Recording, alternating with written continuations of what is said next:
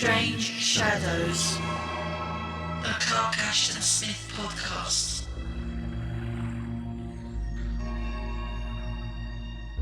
Out of the fiery furnace of the desert sunset, he came to meet our caravan. He and his camel were a single silhouette of shadow-like thinness that emerged above the golden-crested dunes and disappeared by turns in their twilight-gathering hollows. When he descended the last dune and drew near, we had paused for the night. We were pitching our black tents and lighting our little fires. The man and his dromedary were like mummies that could find no repose in the subterraneans of death. That had wandered abroad beneath the goading of a cryptic spur ever since the first division of the desert from the town. The face of the man was withered and blackened as by the torrefaction of 1,000 flames. His beard was as grey as ashes, and his eyes were as expiring embers. His clothing was like tatters of the ancient dead, like the spoils of ghoulish rag-pickers. His camel was mangy, moth-eaten skeleton, such as might bear the souls of the damned on their dolorous ride to the realm of Iblis. Greetings, friends, and welcome to Season 2, Episode 3 of Strange Shadows, where we're working through the weird fiction of Clark Ashton Smith, story by story. The voice you just heard was author Alexandra Beaumont, reading the first paragraph from the first of two stories we're covering today. I'm one of your hosts, Rob Hoyton.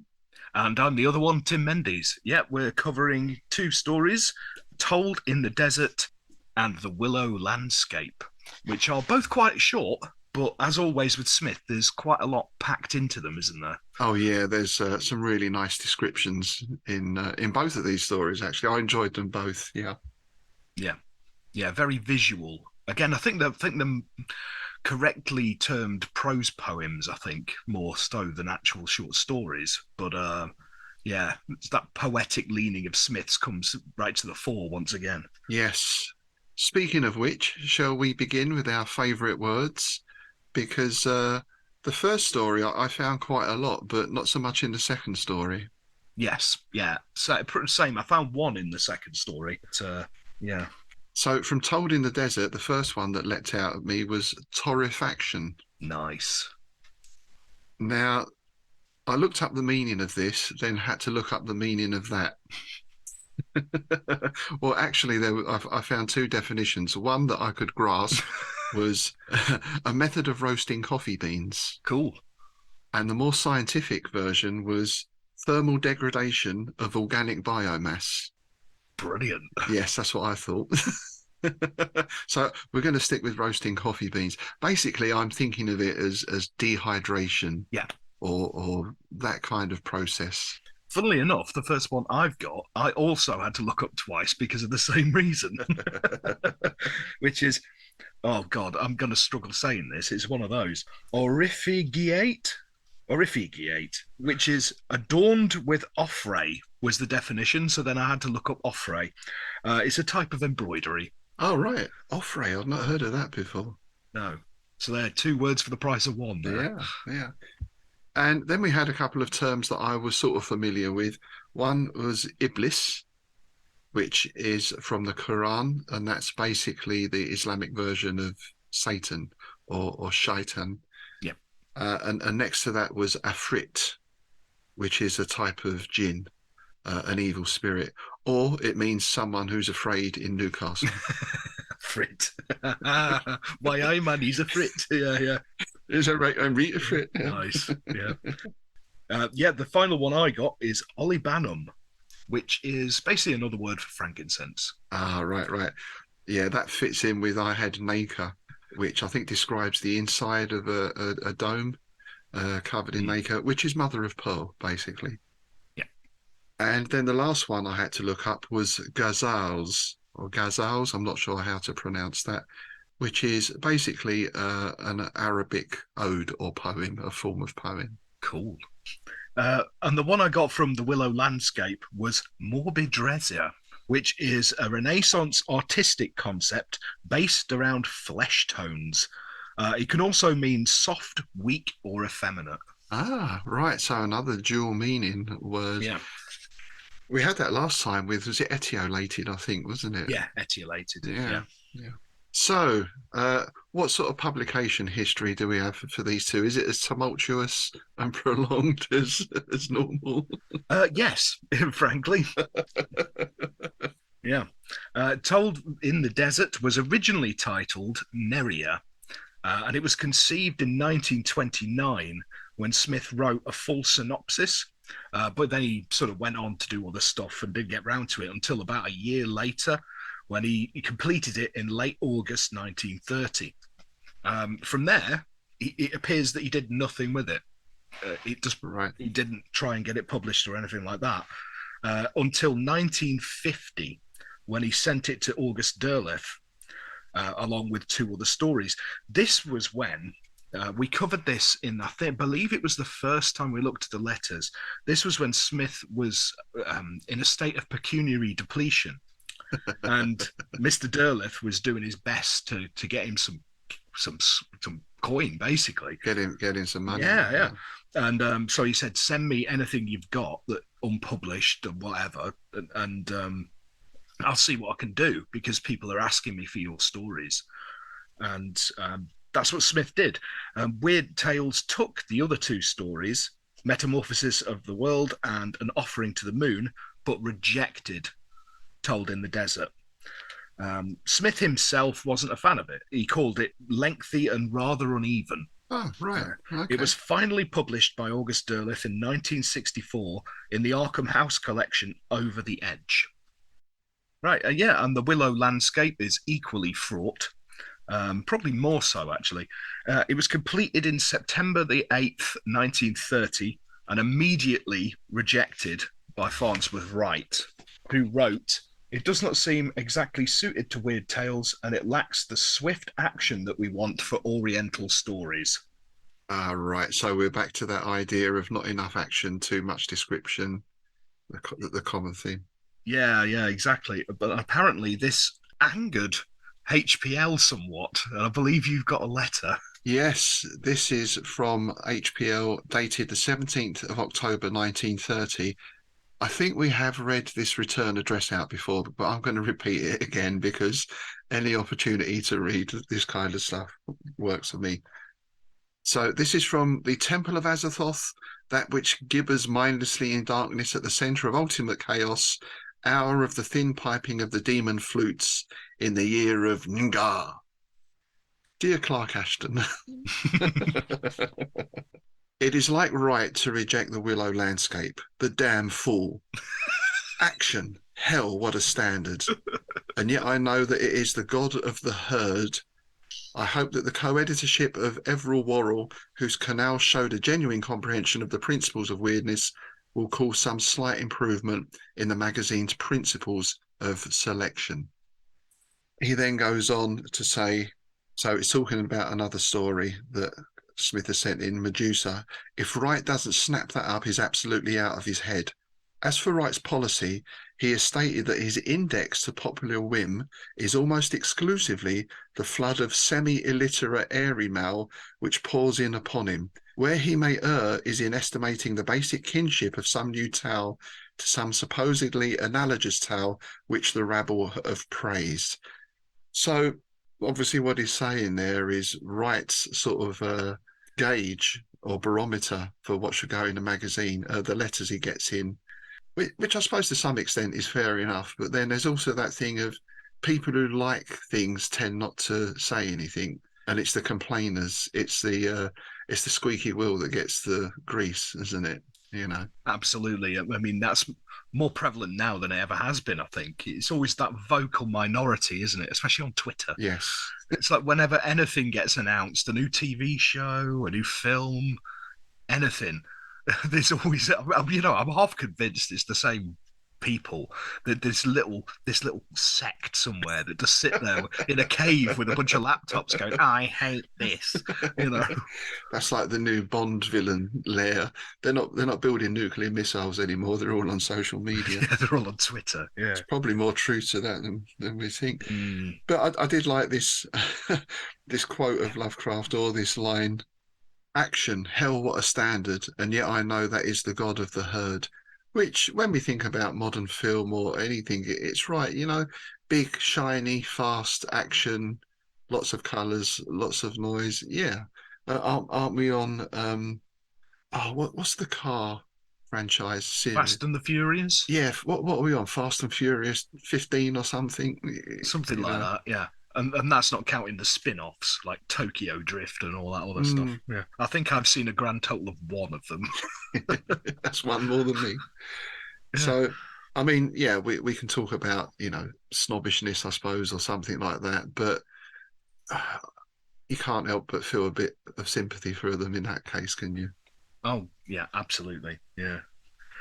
Well, after this twin rejection, Smith subbed it to Ghost Stories, where it was also rejected, but he did receive praise for it from the editor, who said it was charming and poetic, but it just unfortunately wasn't a fit for the publication, that's fair enough, I think. I mean, that's a standard thing that authors get. I mean, I've had that more than anything else. That's all. It's like, yeah, it was good, but why did you send it to me? Yeah, if it's not a fit, it's not a fit. Yeah, exactly. Enough, yeah. It was eventually picked up by Philippine magazine, which was a publication out of California that was originally called the Philippine Education Magazine and was aimed at teachers. In 1924, it was taken over by A.V.H. Hartendorp and became focused on Philippine and world news, along with short stories and poems. Smith remarked in a letter to August Derleth that the rates are nothing very gaudy, but the editor seems to be appreciative. Right. So nice. If you can't get money, at least get appreciation for your work. Yeah. Exactly. It was published in the May 1931 issue with a charming illustration by a Philippine artist. The Willow Landscape was later performed by Brother Theodore, Theodore Gottlieb. Brother Theodore. Now, I don't know too much about that guy, but he was kind of some quite genuinely eccentric character, wasn't he? Yeah. Performer. Yeah, he was a German actor / performance artist. Yeah, he is a bit of an odd character, but he performed The Willow Landscape on his 1959 LP, Coral Records Presents Theodore in Stereo, which is a snappy title. Nice. Now, I had a bit of a dig before we came on, and I found it on YouTube. We will include the link in the notes, so you can go and have a listen. It's something else, I'll tell you. Is it up there with Mark Smith from The Fall reading Lovecraft? Oh, yeah, it's on a par. Yeah. Brilliant. So, Told in the Desert, as we've heard, starts with this man and his camel sort of appearing out of the desert like an apparition. And we get this lovely description of him, that they're both, not just a man, but they're both like mummies that could find no repose in the subterranes of death. So it's almost like this guy has come out of a pyramid. And I suppose we learn as we go through that he does seem almost ageless. There's a hint of the sort of the Flying Dutchman or the Wandering Jew kind of myth in this, perhaps. Yeah, well, there is that sort of trope, isn't there, of the ageless nomad that wanders the desert. I mean, it's similar to what people like Lovecraft used for Nyarlathotep, really, and obviously Bloch took the reins on that as well. So I think that is a common trope in those kind of desert set stories, this sort of ageless and deathless guy cursed to wander the desert sands. It's quite romantic in a weird kind of way, isn't it? I've got that sort of music playing in my head, an oud. That kind of sound. Yeah. I always thought an oud was a Yorkshire instrument, but sounds like it should be. A squid-faced monster from Doctor Who that looks a bit like Cthulhu in a suit. Yeah. There you go. We're always drawing connections. Indeed. And I love this description we get of the guy. When you get descriptions like that, who needs action? This is it. And it's like, I've got 2 band names out of that passage. We've got The Dolorous Ride. Oh, yes. Yeah. Yeah. And the Ghoulish Rag Pickers. The Ghoulish Rag Pickers. That's the backing band, isn't it? That's, Isn't it? Yeah. But this man is not undead, or is not a mummy, or some sort of revenant, at least as far as we know, because well, they invite him in and share their meal with him. He sits down and eats with them. Yeah, a meal of dates and coffee and dried goat flesh. Yeah, I do like a bit of goat. Yeah. It's something you only really appreciate if you've lived in the West Midlands and had proper Caribbean curry goat. Ah, right. Never to be pronounced goat curry. It's curry goat. Oh, yes, of course, curry goat. Yeah, like cheese and bun. Yeah. Yeah.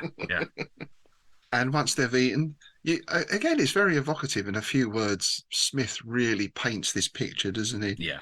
They sit in a circle beneath the crowding stars, and he told us his tale in a voice that had somehow taken on the loneliness, the eerie quavers, and disconsolate overtones of the desert winds.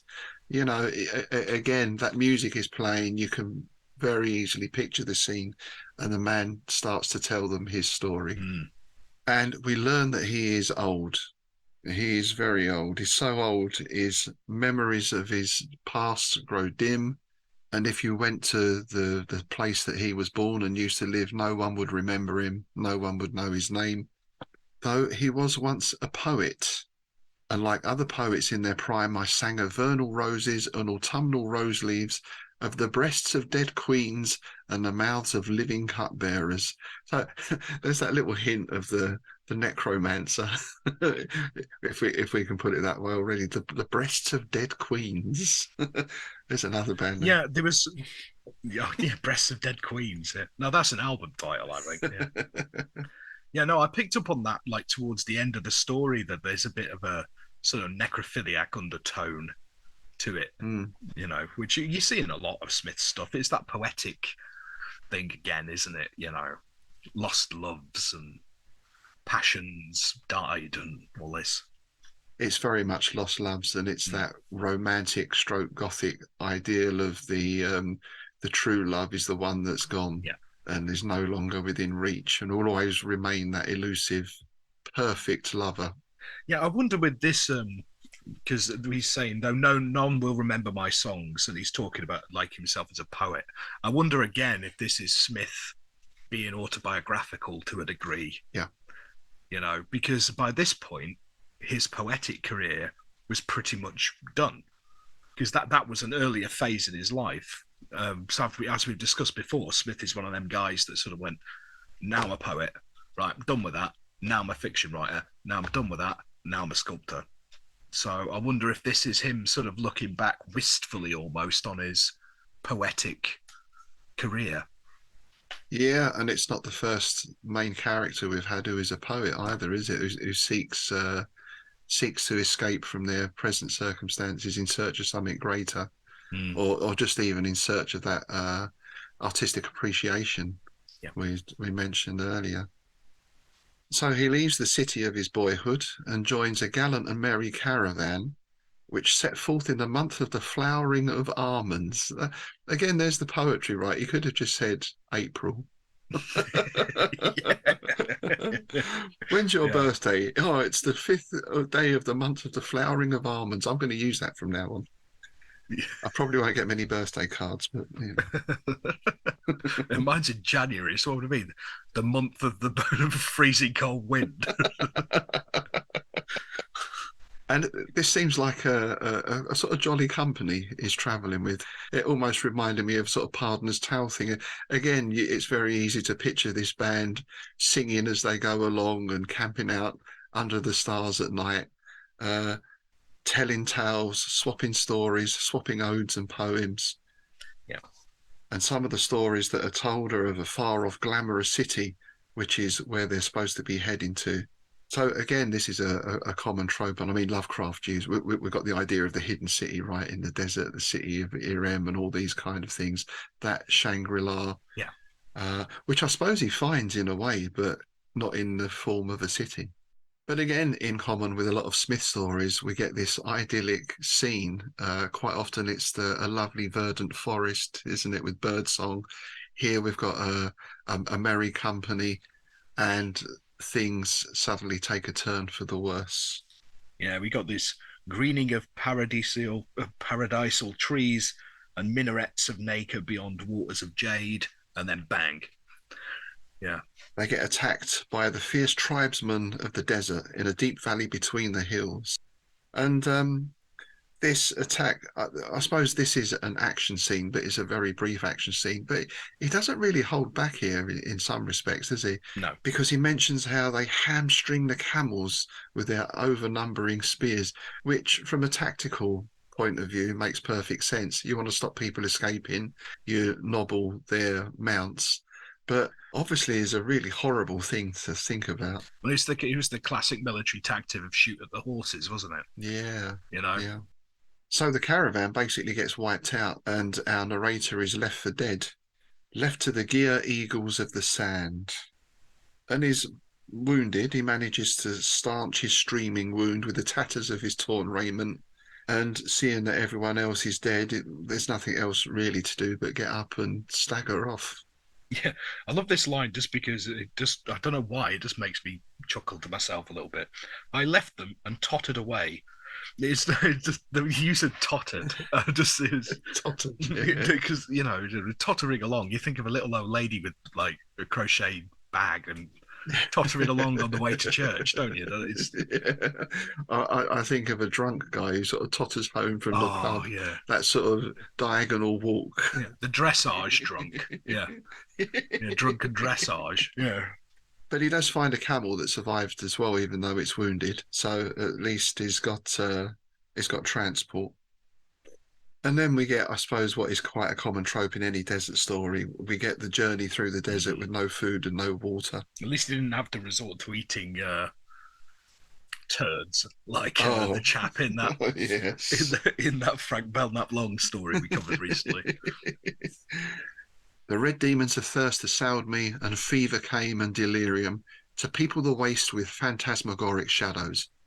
And I fled through eons from the frightful immemorial things that held lordship of the desert and would have proffered me the green beguiling cups of an awful madness with their bone-white hands. And though I fled, they dogged me always, and I heard them gibbering all around me in the air that had turned to blood-red flame. So again, there's no action as such, but that's an action-packed paragraph to me. Yeah, definitely. And again, it's that madness, of the people going mad through starvation and dehydration and all the rest of it is brilliantly done. And he carries on here, doesn't he? There were mirages on the waste. There were lucent meres and palms of fretted beryl that hovered always at an unattainable distance. I saw them in the interludes of my delirium, and one there was at length, which appeared greener and fairer than the rest, but I deemed it also an illusion. So you got this idea of you're not sure what's real and what isn't. Is it live or is it Memorex?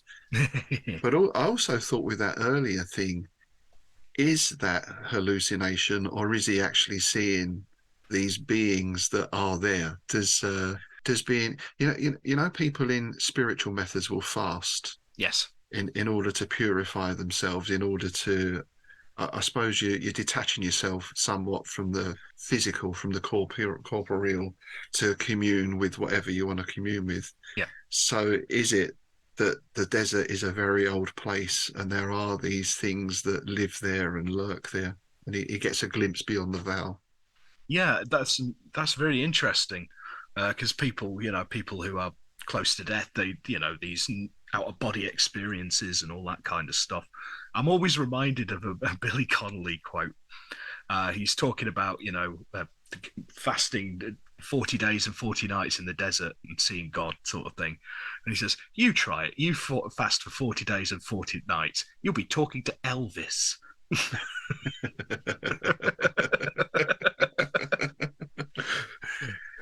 Yeah, so there's a big conversation to be had there about, well, all sorts you can get into, mushrooms and ergo and all sorts of things and visions. Yeah.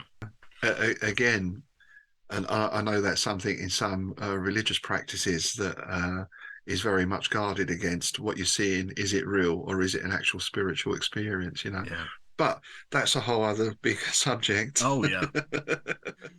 But I thought it was interesting that he makes that a little bit. It's not obvious that it's unreal. It's classic unreliable narrator stuff, isn't it? It's really well done, and I can't help but draw comparisons to Nyarlathotep. Yes, in these descriptions, whether that was a conscious thing, I don't know when Lovecraft wrote Nyarlathotep, but that was quite early, I think. It was. Yeah. I'm just thinking because it reminds me of the stuff that Robert Bloch did. So I don't know whether Bloch had already done any of it by this point, or I don't know. But there is parallels there. It feels like I'm going to invent a word, I think, if I can say it. There's a Nyarlathotepian presence lingering or looming over all of this, isn't there? Nice. That's good. That's a good one. Nyarlathotepian. Yeah. I love it. Yeah. So he sees this mirage and he heads towards it and he passes out oblivion. And when he wakes up, he thinks surely he must have died and is now in paradise because he's laying on soft sward, and the waving verdure about me were lovelier than those of earth, and the face that leaned above me was that of the youngest and most compassionate Houri. But then he sees the wounded camel, so he thinks, I'm not sure that wounded camels get into paradise as well. Perhaps they should. He's done a good job. Oh, and then he feels pain as well, so he thinks, "All right, I'm still alive." Yeah, this lovely Houri who had found him lying on the desert's verge, sort of takes him back to a hut amongst the palms, and when he wakes up, she brings him the water and fresh dates, and then smiled like a mother as I ate and drank. And uttering little cries of horror and pity, she bound my wound with the soothness of healing balsams. Again, you've got that Smithian hint of rumpy pumpy on the horizon, haven't you? Well, it's the perfect woman again, isn't it, for that particular circumstance? Yeah. And we find that her name is Neria, which he deems lovelier and more melodious than the names of the sultanas who are most renowned in song and remotest in time and fable. And she tells him she's lived there from infancy with her parents, but her parents are now dead. And there was none to companion her except the birds that nested and sang in the verdant frondage. Frondage, that's such a good word, isn't it? Oh, verdant frondage. I'm nicking that. I talk of fronds a lot because I do a lot of things like jellyfish and squids and things like that. So yeah, verdant frondage, I'm nicking that. But that sounds like it should be some sort of Shakespearean, or perhaps if you had Shakespearean Lovecraft, then the lead actor would be Verdant Frondage, I think. I'm Verdant Frondage. You may remember me from such films as When Madness Strikes. Interestingly, there is an anthology called Shakespeare versus Cthulhu, which I have. Yes, yeah. It's actually very good. It's actually got people like Adrian Tchaikovsky in it, so it's quite a big one. But yeah, it's really good fun. Hey, nonny nonny, is that the squid-faced demon? I do hear tell there's an anthology coming out very shortly that is Lovecraft in a Dickensian setting. I believe so. Yeah. Yes, the Pickman papers. We should be looking forward to that. But anyway, so basically, is falling in love with her straight away. She falls in love with him, and they drift into this idyllic existence where it's just the two of them in this verdant paradise in the midst of the desert. Mm-hmm. And I thought what was interesting with this character was, you have this idea of the sort of maiden and the crone and the young, or the maiden, the mother, the crone. You seem to get this in one woman here, because he describes her as like innocent grace and childlike beauty. Yeah. He describes the maternal tenderness, but there's also this feeling that she's probably a lot older than might appear. Yeah. That's interesting. That's an interesting thought. I haven't picked up on that, but yeah, you're right, because he does sort of describe her in those three terms, which you've got to think with his poetic background, that's got to be a conscious thing, right? Yeah, it's the three aspects of womanhood. I think it's sometimes called, isn't it? Or the goddess. Three aspects of the goddess. Yeah, the goddess. Yeah. And I suppose we do have to bear in mind, as you said, unreliable narrator. So who knows? I mean, that's something we can talk about at the end, perhaps. We felt no needs, no hungers, other than those which were amply satisfied by the crystal well water, by the purple fruit of the trees, and by each other. Oh. So there we've got our three main appetites taken care of. Classic Clark Ashton Smith fruitiness. Yeah. But as always, once again, into this perfect situation, there comes a small note of discord, and that note grows louder and louder. And he even describes it as ours was the divine monotony of contentment. Nice, isn't it? Ours was a slumber enchanted by cloudless stars and caresses without denial or regret. Yeah, see, you get this feeling of it's one of those be careful what you wish for kind of thing. It's like you get it. I think it's that trope, isn't it, that the chase is better than the catch? Yes, and the grass is always greener and that kind of thing. Yeah, absolutely. That's it. Yeah. Because alas for the tiny whisper of discontent that awakens sooner or later in the bosoms of the blessed, that is heard through the central melodies of heaven. And I do like this idea of that slight note. I mean, this is Tolkien-esque in a way, because Tolkien's whole creation myth was set around music. You know, the world is created through music, and the evil comes through that little discordant note that comes in somewhere and then gradually grows into this dissonance. So, well, to put it bluntly, he gets bored. Yeah, and he starts he starts thinking about past loves, sort of thing, doesn't he? I had sought in former time, and the voices of fame, the tones of sultana-like women, besought me with far seductive murmurs. So yeah, he kind of he's basically it's that classic trope of the guy. He gets married and wishes he was single again so he could go out shagging. It's basically what he's saying, isn't it? Yes, in poetic terms. In very poetic terms, but that's the gist of it, right? That's it. That's exactly it. And Neria obviously realizes what's happening, and this makes her sad. And she watches me with eyes that are darkened like nocturnal wells in which there lingers a single star. Again, a very evocative and poignant image. So he decides he's going to leave. He's going to depart. Urgent duties call me and could not be denied. This is like I've got to go because I left the oven on, so you know. I would love to stay the night, but I've got to be up early for work in the morning. Yeah. And all she says is, "Go not, I pray thee, for if thou goest, thou shalt not find me again." I love this next line. I laughed at her words and kissed her, but her lips were as cold as those of the dead. Nice. So he does. He leaves. Of that which followed, there is much and yet little to tell. After many days among the veering boundaries of the sand, I came to a far city, and there I abode for a while, and found in a measure the glory and delight of which I had dreamed. So presumably, or I'm guessing this could be the city that the caravan was aiming for, and it lives up to its reputation, the descriptions. Yet, amidst all the noise and the clamouring bazaars and the silken whisper of harems, there returned to me the parting words of Neria.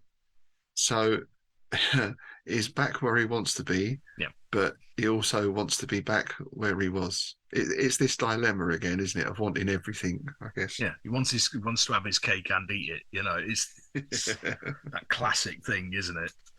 After a time, he returns to the desert. I retrace my way with exceeding care by the dunes and remotely scattered wells that mark the route. But when I thought to have reached the oasis and to see again the softly waving palms above Neria's abode and the glimmering waters beside it, I saw no more than a stretch of featureless sand, where a lonely futile wind was writing and erasing its aimless furrows. That's a very nice line as well, the idea of writing something, but then it's immediately being erased and rubbed out by the same thing. A totally sort of pointless and futile exercise. Yeah. Could also have another band name there, maybe a side project of the Wurzels, Aimless Furrows. The Wurzels. I tell you, it is a superpower we've got. Never mind our bad pronunciation and all the rest of it. It's for taking Smith's poetic language and bringing it crashing back down to earth. No one does it like us. Yeah, I know. Funnily enough, a friend of mine at the EasterCon recently, he's one of the traders. He's coming to the Innsmouth Literary Festival, and he turns around. I'd said something in one of the panels. He goes, "I've decided your superpower is turning anything into a double entendre." Like, absolutely. It's like, yeah, you're not wrong. So that's basically the story. And it's not even that he can't find the place. When he looks around, the wells that he finds are brackish with desolation and could never have held the crystalline sweetness of the well from which I had drunk with her.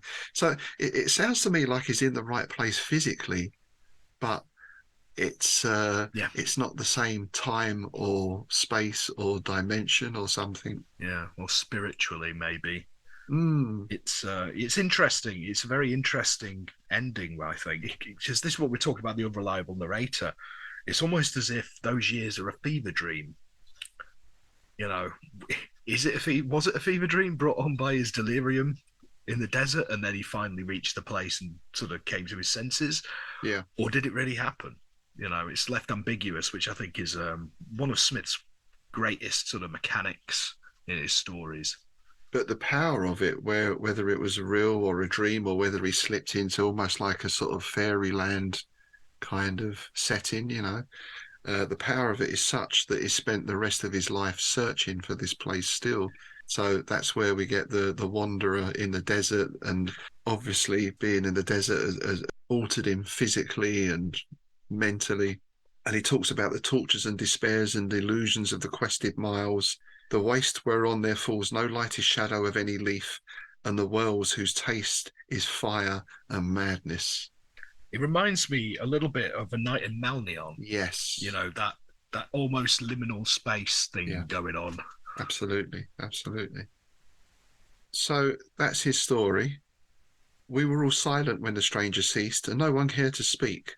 But among us all there was none who had not remembered the face of her to whom he would return when the caravan had ended its wayfaring. So that's a nice touch. It reminds all the people there of their own loved ones or families at home to whom they're returning. Yeah.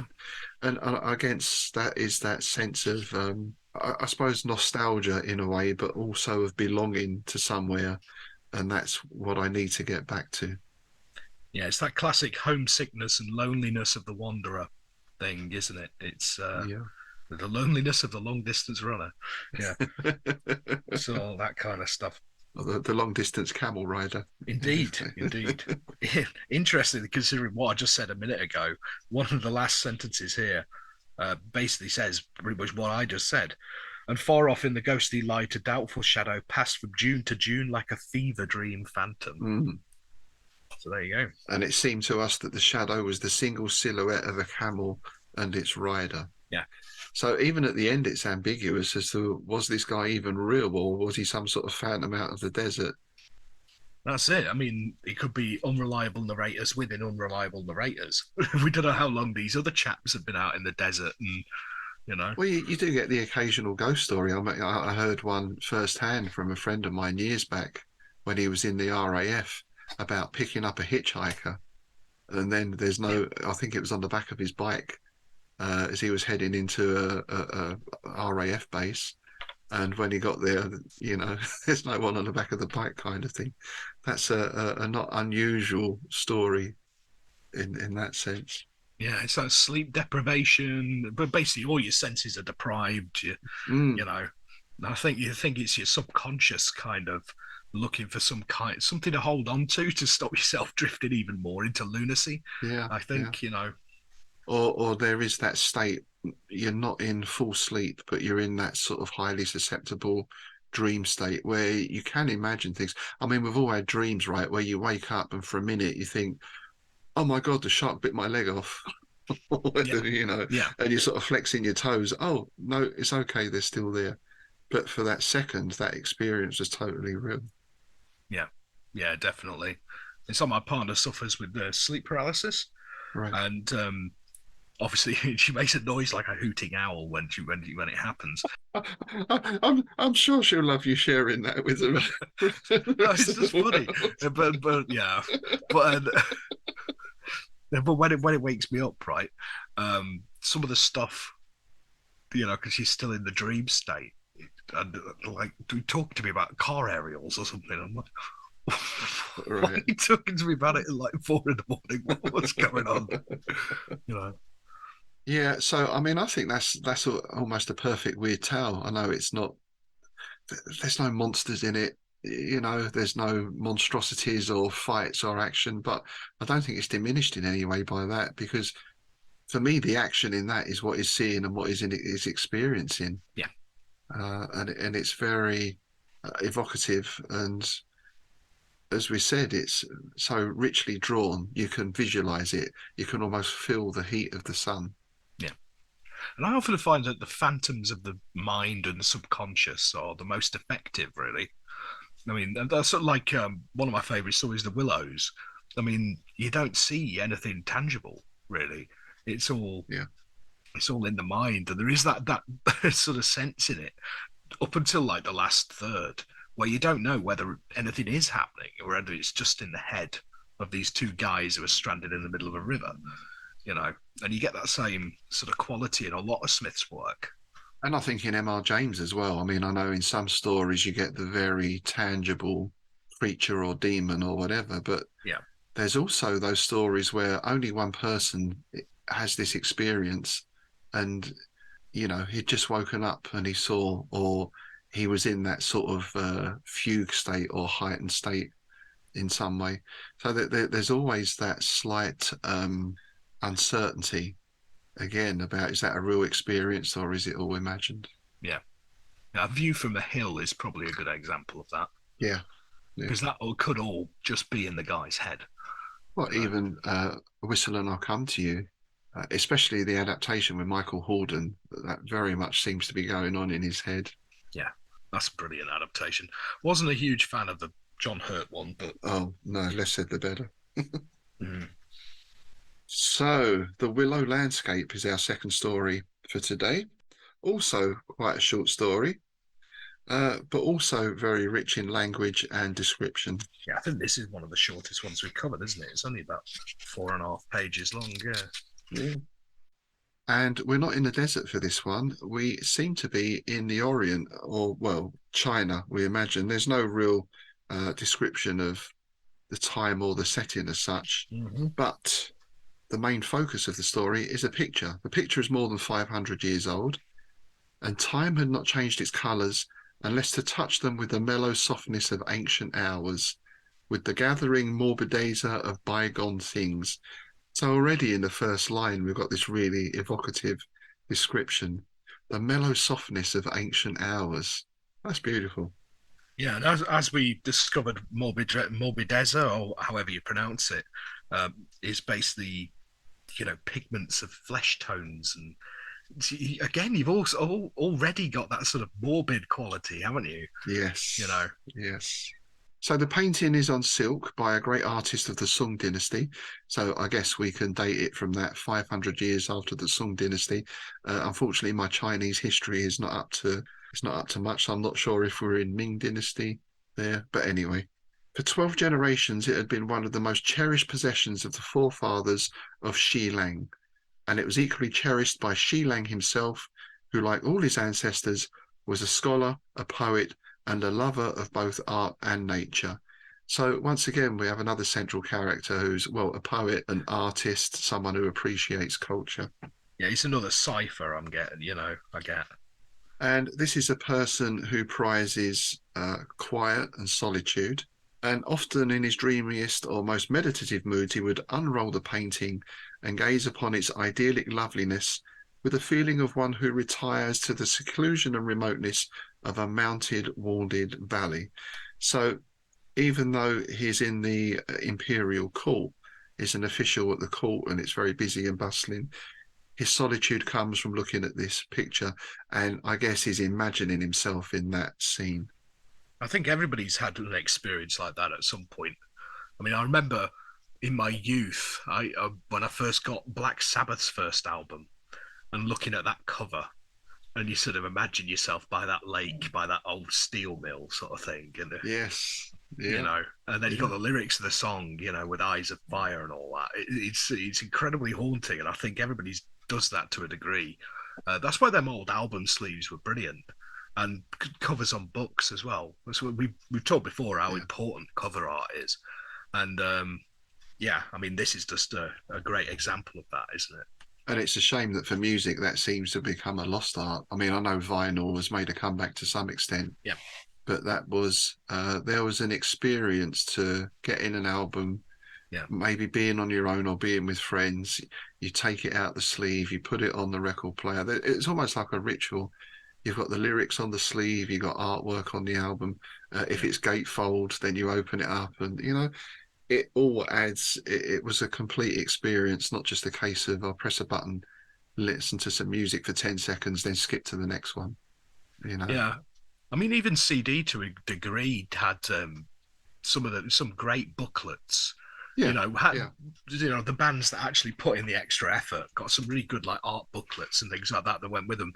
But that sort of phased out quite quickly, didn't it? And then you ended up with just like the little jewel case with a single piece of paper in it with like it's just yes. And now you don't even get that. You just download something, and it's one of 300 songs on your MP3 player or whatever. Yes, I can't help but feeling we've lost something there a little bit. yeah, same, absolutely. So the picture, as you might expect, represents a pastoral scene of the most ideal and visionary beauty. In the background arose lofty mountains, rendered vague by the slow withdrawal of the morning mists. In the foreground there ran a little stream, descending in mimic turbulence to a tranquil lake, and crossed on its way by a rustic bridge of bamboo.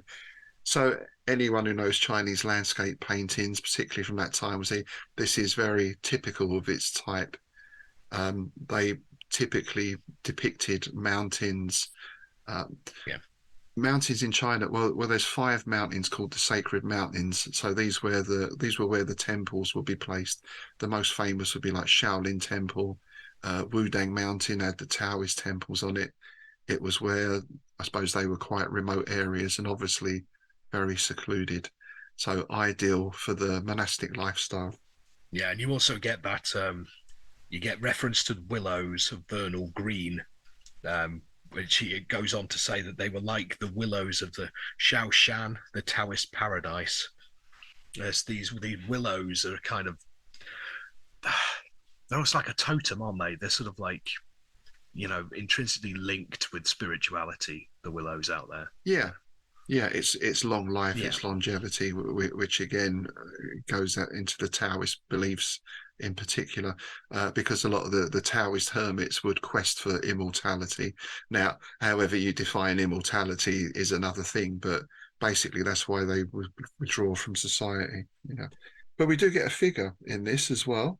Partly hidden among them was a tiny hut, and a maiden dressed in peony pink and white was crossing the little bamboo bridge. But somehow the picture was more than a painting, was more than a veritable scene. It possessed the enchantment of far-off things for which the heart has longed in vain, of years and of places that are lost beyond recall. So again, very much the same idea as the last story.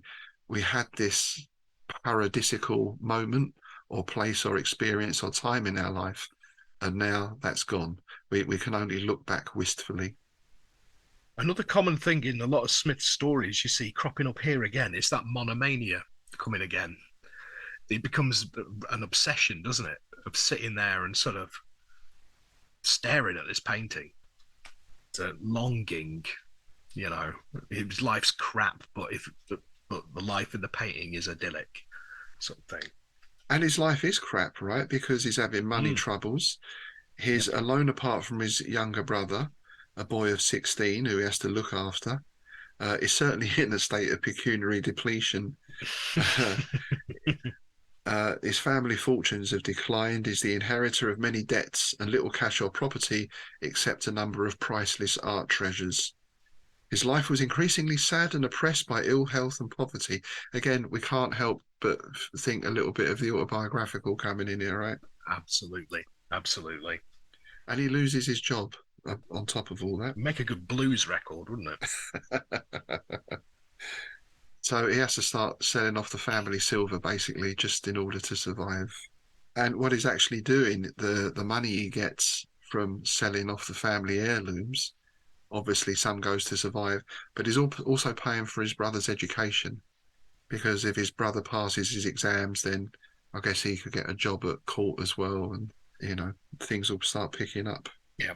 And he takes another blow, doesn't he? Because as he's approaching middle age and his honourable heart was rejoicing over the payment of the last family debt, there came a fresh stroke of misfortune. Yeah. Through no fault or remissness of his own, but the machinations of an envious fellow scholar, Shi Lang was suddenly deprived of his position and found himself without means of support.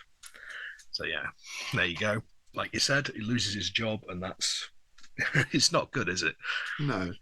And you can't help but wondering if this machination was to force him to sell these art treasures at it's going to be a knockdown price, isn't it? Because he's forced into a corner, basically. Yeah. And this is where the Mandarin Mung Li turns up, a connoisseur. So you can't help but wondering if this guy was somehow behind him getting, or him losing his position to force the sales. And Mung Li has long coveted this picture. He came in person, his eyes gleaming in his fat face with the avidity of a collector who scents a bargain, and a transaction was soon concluded. So that's the last treasure he's got. He's been forced to sell his beloved painting. Yeah, it's that classic deception in the antiques and art world, isn't it? I mean, you hear a lot of these stories of the lengths that people will go to drive people into a sale of something that they want. It's big business. It's big business for these people. And Mung Li's not totally heartless, because she says, look, can I just keep the picture for one more day before I bring it to you? Just one more day of looking at it. Mung knows that this guy is an honourable man, so he says, yeah, that's fine. So Shi Lang is then left alone to unroll the landscape, hangs it on the wall, and this is his last chance to look at his picture. And this is where we get something else that happens in Smith quite a lot as well. We get people drawn to a distant planet. Yes. Yeah. It's happened on more than one occasion. Almost that one time you feel it, the guy's going through the telescope. Yeah. And here we get she being drawn into the picture, totally drawn into the picture. And now there happened a strange and inexplicable thing. Though the sun had gone down while Shi Liang continued to gaze and dream, and a twilight had gathered in the room, the picture itself was no less plain and luminous than before, as if it were lit by another sun than that of contemporary time and space. And the landscape had grown even larger, till it seemed to Shi Liang that he was looking through an open door on the veritable scene itself. Then, as bewilderment assailed him, he heard a whisper that was not an actual voice, but which seemed to emanate from the landscape and become audible as a thought in his inmost mind. And it's like the painting is inviting him in. Mm-hmm.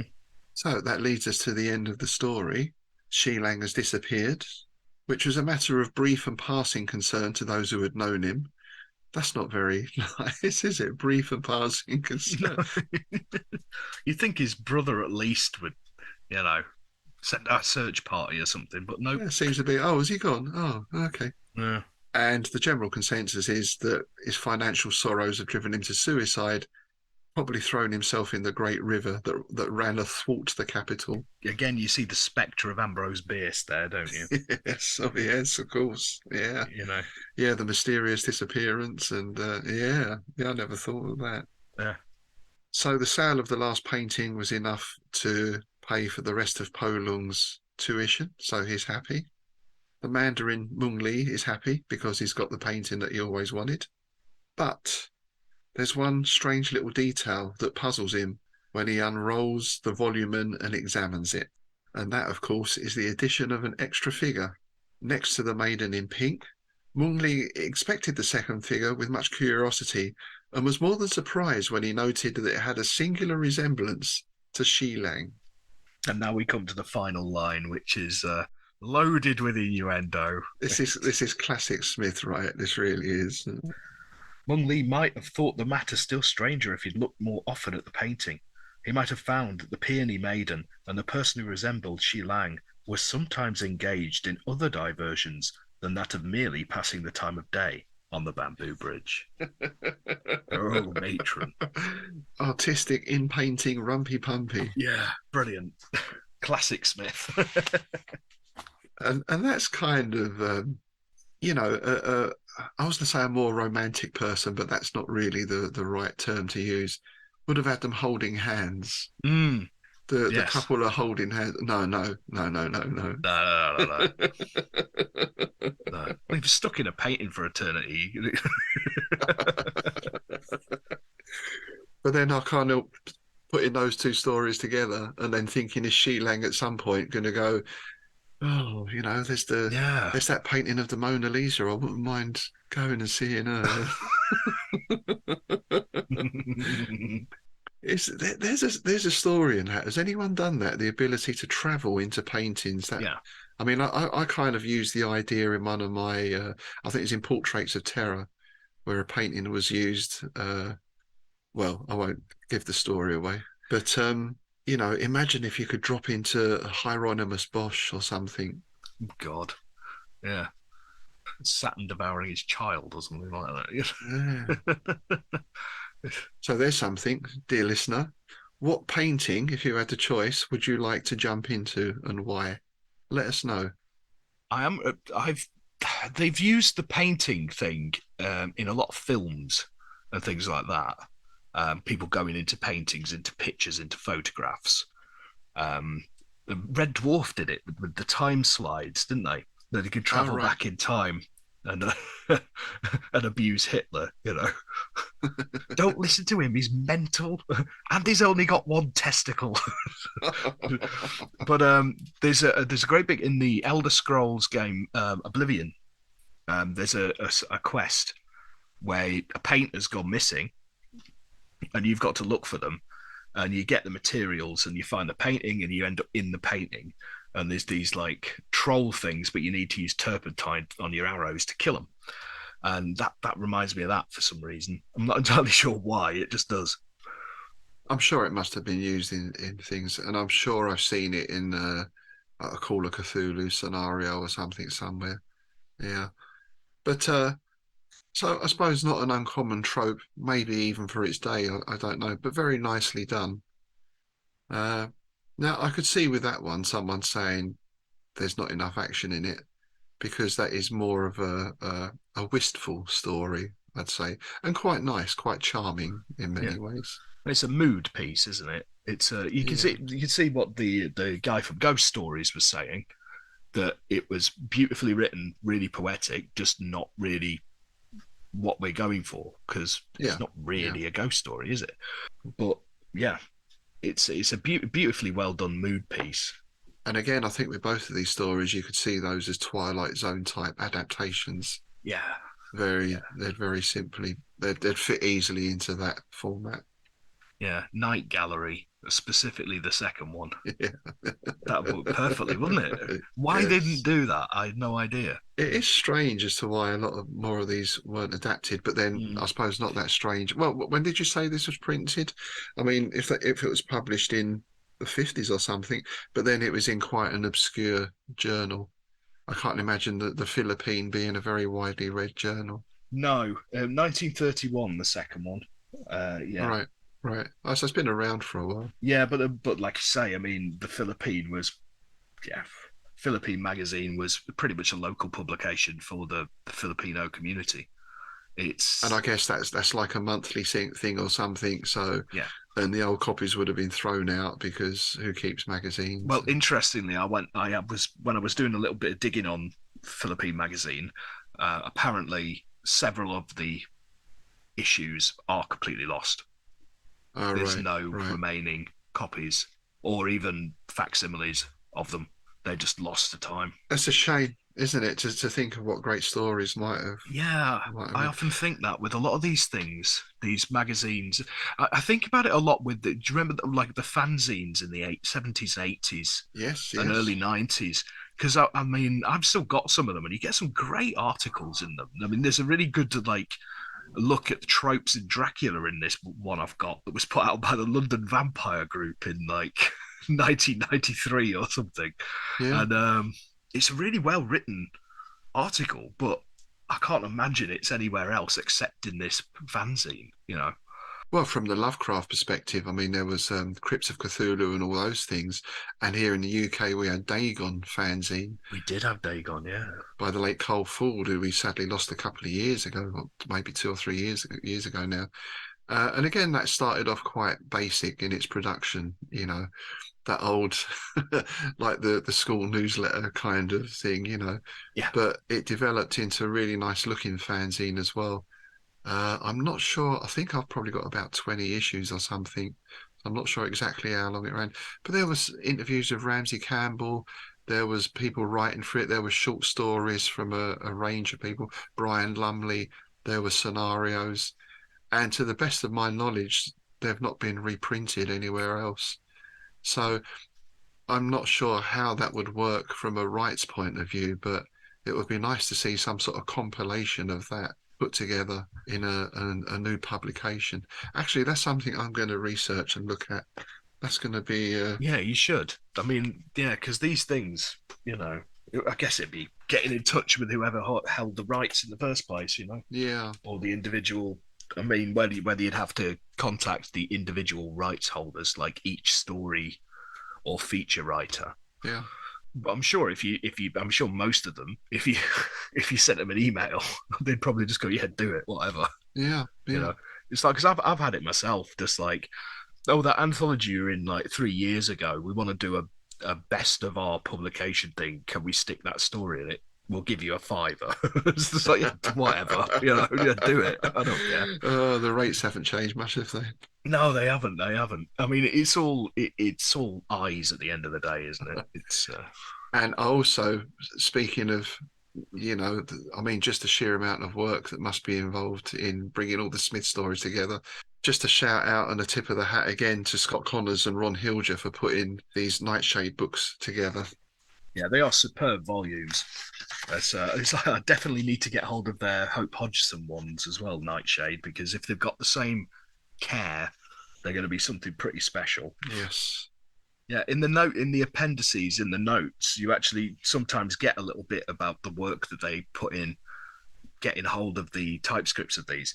And for Told in the Desert, they actually say that no manuscript or typescript survives either of the estates, and a search of the remaining archives at Arkham House failed to locate the tale, and it was collected posthumously in a Clark Ashton Smith collection from Arkham House, so that's the version that they used. Right. Yeah. And perhaps one day we should get in touch and invite them on the show. Perhaps they can come on. That'd be a great to talk to them about the whole process of getting these stories together. So that's something we'll look into. It'd be very interesting because, yeah. So I imagine that, like some of the more obscure ones that we've covered in the past, you know, like got nicked. Well, that one that got stolen. Yes. You know, and then they found it again. Yeah. Disappeared in New York, didn't it, or something? And then, yeah. Yes, indeed. Yeah. Okay, so those are our 2 stories for this episode. Both excellent stories. I think, again, Smith on top form, even if Farnsworth Wright and others didn't quite appreciate the so-called lack of action. Now, we've had some action here at the Strange Shadows Towers. Yeah, not that sort. We've not been on a bridge or anything like that. A bamboo bridge. By action, I mean we've had some people get in touch with some comments, which we very much appreciate. Indeed. And we've had a couple of patrons get in touch. Gary Pennington writes, "Great episode, guys. Love the description of the Butterfly House atmosphere. This is referring to the Red World of Polaris we covered last time. There is a butterfly house in Leeds, and it does have a uniquely humid atmosphere. I feel like I need to go and visit a butterfly house or butterfly farm now, just to. I love them. I absolutely love them. I've been to loads of them all around the country. There's actually one not far from here that we walked out to last year. Because a lot of farms have, to make a bit of extra money, have actually started doing them on their land. But they're brilliant. And like when you see like some of the huge caterpillars and big knots of these furry, spiny things, it's breathtaking. And but yeah, I'm a big fan of them. It is a unique smell and atmosphere to them. And Gary continues, apropos of nothing, I finally got around to watching, and here he gives the YouTube link to the preview for Emperor of Dreams. Finally got around to watching it yesterday and enjoyed it very much. I'm not sure if you've seen it, but it's on sale on Amazon Prime in the UK for £8 and well worth a watch. So Emperor of Dreams is a documentary about Clark Ashton Smith. And yes, I've watched it, and it's compulsive viewing for any Clark Ashton Smith fan. Very well made documentary. Yeah, I've not actually got round to watching it yet. I have a copy, but I haven't got round to watching it yet. It's like reading. I have a to watch pile that you could scale. You could go mountaineering up it. And I'm pretty sure that Ron Hilger is in that as well, actually, and maybe Scott Connors. Certainly Harlan Ellison is in there, and various other people who knew Smith or associated with him or are fans. So, yeah, excellent viewing. Yeah, another of our patrons, A.T. Johnson, writes, did anyone catch the C.L. Moore reference Smith made in that last letter you quoted? I think the short answer to that is no. Yeah, no, completely flew over my head. We'll have to have a look. We'll have to go back and have a look. Yes, yeah, we'll talk about that next time. Because I think for us, it's always interesting to see these connections between all these authors as well. Definitely. Yeah. So thanks for that, A.T. Johnson. We appreciate both of those messages. And of course, you can always get in touch with us at innsmouthbookclub@outlook.com. You can leave a message on our Facebook page, or you can leave a message on our Patreon site. And while you're on our Patreon site, please do take a look at our patron offers, where you can sign up at 3 levels of membership. Remember, you get bonus content not only for Strange Shadows, but also for our sister podcast, the Innsmouth Book Club. You also get regular copy of Innsmouth News, which is now quarterly, discount on merchandise, and free entry to events we are putting on, such as the forthcoming Innsmouth Literary Festival, which is happening in September. Indeed, and we've just had another guest sign up for that. We will be joined by grimdark author Anna Smith Spark, who's got a new book coming out around that time, which is dark folklore and stuff like that. So she's very welcome, and Excellent. Well, that's it for this time. I hope you enjoyed those 2 stories and listening to our rambling thoughts. I think we've got something of a classic next time coming up. Oh, we do indeed. Yeah, we do indeed. One of my personal favourites, A Rendezvous in Averoigne. Yes, classic Smith territory. Yeah. I always like the Averoigne setting as well. This is where Smith goes kind of Robert E. Howard direction, with more supernatural elements as well in those Averoigne stories, I think. Yeah, I see them as a continuation of the Hyperborean stuff, because they're obviously linked through various bits and pieces, and they are sort of like there's something almost Alexandra Beaumont about some of them, isn't there? That's what I'm thinking. Yeah, that bit of a swashbuckling thing going on. Yeah. That kind of atmosphere with the added supernatural layer on top really works well, I think. Yeah. So that's next time. Hope you can join us then. In the meantime, thanks for listening, and it's goodbye from me, Rob Poyton. And it's goodbye from me, Tim Mendes.